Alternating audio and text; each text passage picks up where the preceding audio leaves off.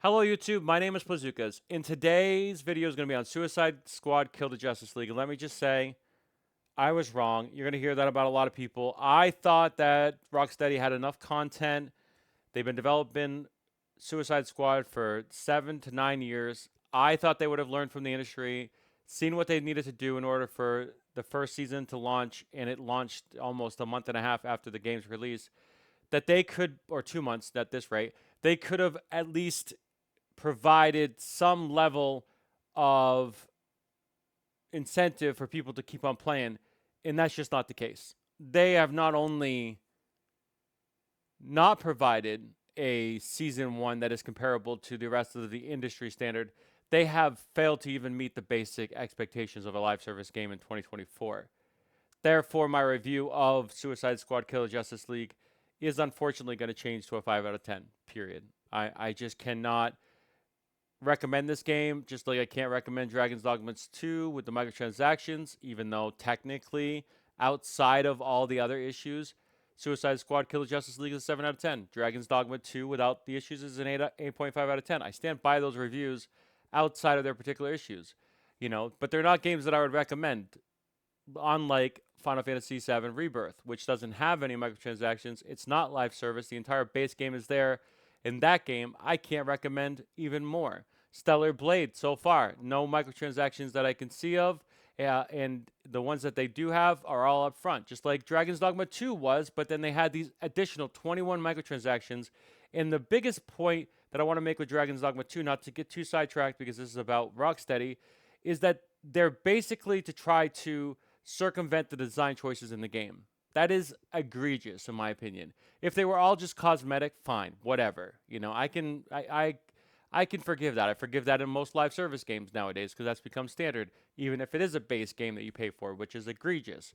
However, Rocksteady has failed at delivering this content cycle, and here is the good news. Here is why this video exists.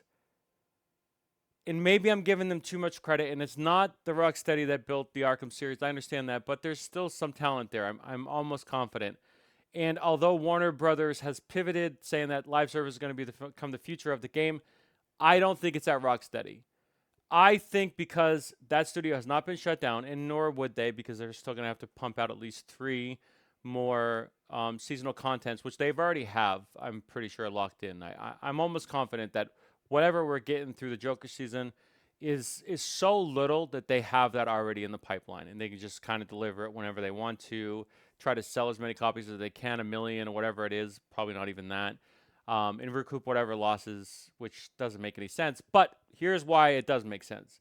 They're not going to close Rocksteady. They have not laid off any more of Rocksteady. Therefore, I do think that whatever game Rocksteady is working on, it has been in development for at least 3 years. I think Suicide Squad Kill the Justice League obviously got pushed back a year before it was supposed to be released in summer of 2023. COVID happened, all these things happened, right? That changed the release schedule for a lot of games, period. So, in essence, that could have been a reason for a lot of the delays and stuff like that. I think Suicide Squad Kill the Justice League was mostly complete and just had a small team for the last couple years, 2 to 3 years. Now, I can't say that definitively. I have no insider sources or anything like that. But I am going to say that if Rocksteady's not closed in the next year, the reason why is because they already have something in development. And it's not just something in development. They actually have been working on it continuously. Now, there is another scenario. Not to get too off tangent again, I've already done that in this video as it is. They could be working with the Wonder Woman team as well.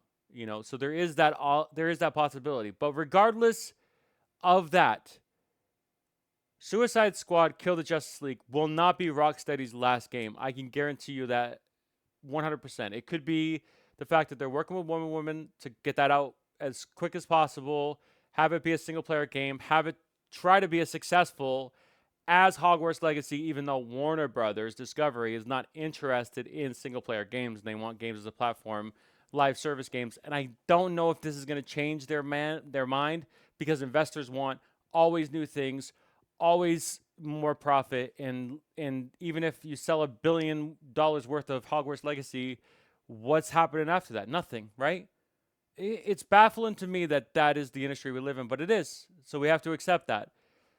So they're going to continue to do live service. But I do think Rocksteady, I think Wonder Woman's developers, which I can't think of their name right now, so I'm not going to say it just in case I get it wrong, are going to be the two exceptions within Warner Brothers, partly because they've already been in development for the past, 3 years. I'm not sure how long Wonder Woman's been in development, but I think it's been about around that time too. Now, there's two scenarios here. Like I said, I'm gonna recap this and then summarize it and then be done.